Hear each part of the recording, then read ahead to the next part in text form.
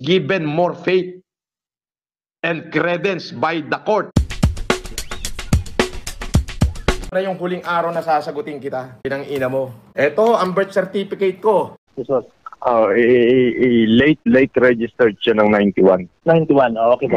Yun na yun. Yun na yung lahat yan. Basta 91 para tama. Kasi mas palapit ata ng 95 para.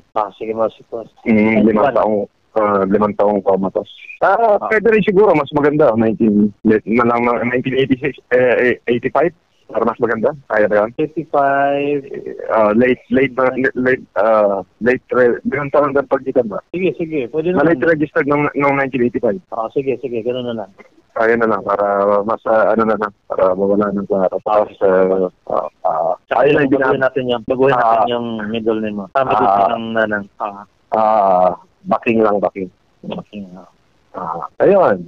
At the outset, okay, the certificate of live birth of the accused appellant Norman Antonio Mangusin is given more faith and credence by the court, yung branch 28, okay, than the certificate of live birth. Dalawang certificate of live birth. Taina, di ba? Basahin mo. Ikaw nagbasa. At the outset, the certificate of live birth of the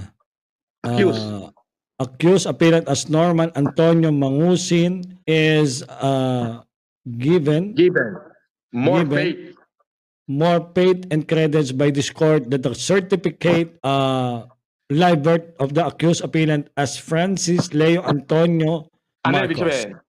Yes, dalawang certificate of live birth, di ba?